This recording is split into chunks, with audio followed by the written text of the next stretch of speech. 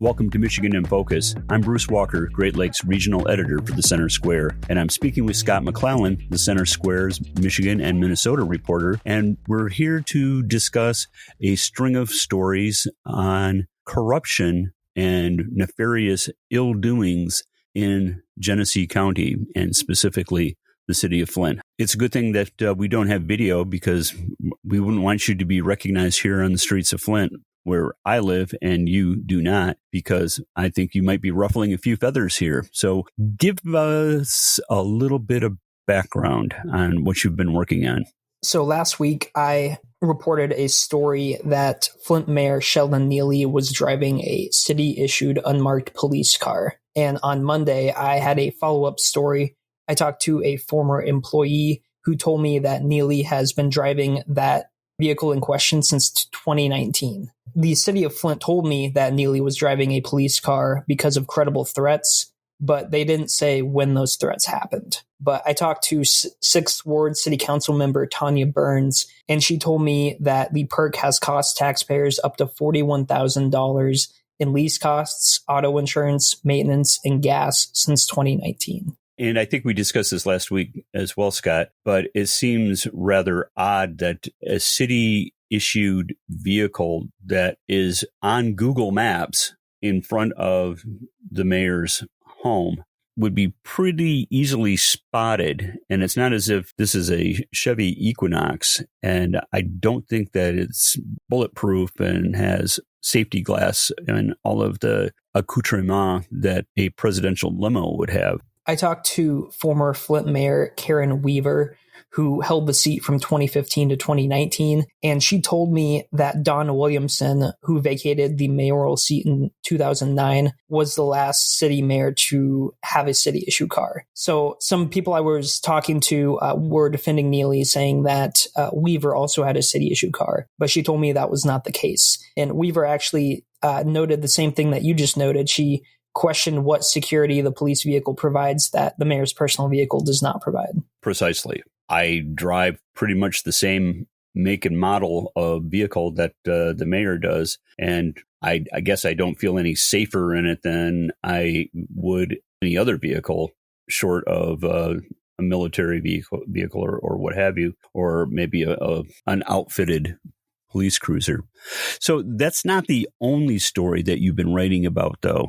You broke a story earlier this week that has to do with the former head of the Flint Development Authority.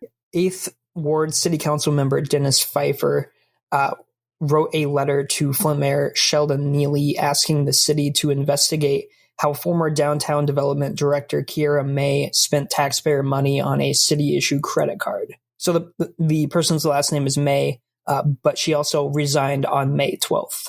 And no relation to Eric Mays, who is on the Flint City Council. So how do you discern, Scott, what would be legitimate expenses? Because you shared some of those in your story, and I'm thinking, well, one could make the argument that dinner and drinks at Cork, which is a kind of swanky joint in downtown Flint, or Soggy Bottom, which is a great place to see live music for those of you who want to make the trek to what is an oasis of great music here in Flint. But how do you differentiate between what might possibly be a legitimate DDA expense and something that is just frivolous and personal in nature? It can be very hard to, and I think that's one reason why Pfeiffer asked the city to investigate, because we need more context to these records. So a lot of the spending seemed pretty normal, in my opinion. So records, and I'll say Pfeiffer obtained the credit records through the Freedom of Information Act, and then Pfeiffer shared those records with me. So I also looked through them. That's the problem. A lot of the charges seemed normal. There was like a $4,200 charge to the Detroit Regional Chamber of Commerce. There's like a $1,000 charge for T-shirts. And what we need is the city to look into this as well, so they can provide more context to see if she was allowed to expense some dinners or some other high dollar items. So, for example, her credit card records show She spent more than $1,400 on Top Speed Motorsports. She spent about $419 on Amazon. She spent $213 on cash advances, $211 on eBay, $184 on Expedia, and $117 at 810 Nail Bar. So the nail bar, I could see that going either way. I could see her, I could see that being an expense that the city could cover if she was representing the city in some way. So it's tough, but her records also show that she spent $490 on Saginaw across 2 transactions. She spent $272 at Soggy Bottom Bar, $101 at Zolo, and $95 at Blackstone Smokehouse. Listeners can keep up with this story and more at thecentersquare.com. I'm Bruce Walker, Great Lakes Regional Editor for the Center Square. Please subscribe, and thank you for listening.